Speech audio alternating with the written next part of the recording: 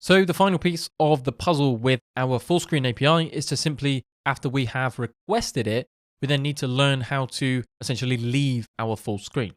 Now for this, what I'm going to do is set a timeout, because this is a nice easy thing for us to do, and we can do that inside of here. Now this isn't probably a very common request, is to have some kind of custom keyboard combination perhaps, but it might be that we want to launch our video in full screen and have the user click this particular button in the same way that we can click to leave our full screen with the HTML5 control. So essentially what we're going to say, after 2.5 seconds, we're then going to run a set timeout.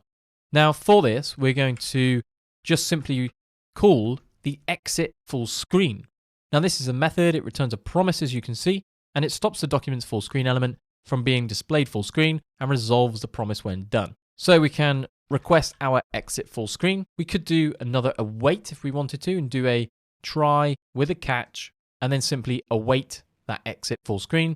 For this, we're just going to leave it as is. So after we have written our document exit full screen, we can refresh the page, enter full screen mode. After 2.5 seconds, we then leave automatically that full screen mode. And I haven't pressed any keys. We've just simply let our exit full screen mode API take care of that for us. Now to prevent any errors, if we were to move this into another part of the function perhaps, it might be that we don't actually do it straight away in here. We might want to add this piece of code underneath. So let's say we enter and then leave full screen mode. We then actually see an error. So we failed to execute the exit full screen on the document.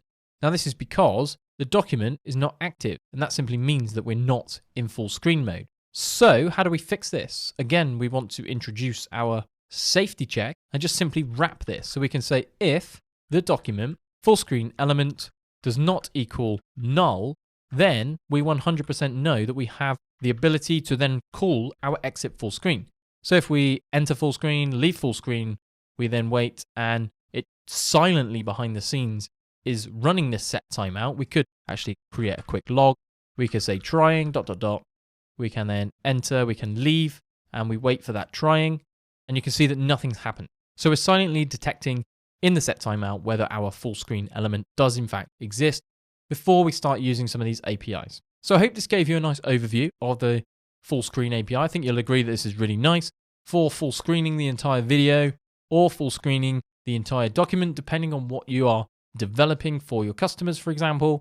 And this gives you a nice capability using async await, the try catch statements. We then looked at full screen change. We have full screen errors as well. If we want to hook into that, we then saw the error if we try and call our exit full screen without actually having this full screen element. So our full screen error event would have fired at that point. So that's it for this chapter. That's a nice overview to the full screen API. And I think this is a really nice project for us to then tie it in. At this point in our journey, we can jump into our HTML5 video and simply remove our controls because we have essentially replicated all of the functionality. We've got our picture in picture, we've got the muting, we've got a volume scrubbing, we've got our timeline scrubbing, we've got stop events, we've got play events, we've got pause events. So there's so much that we've now built ourselves. We've essentially replicated all the functionality in our HTML5 video, and we've created a completely custom UI on top of it.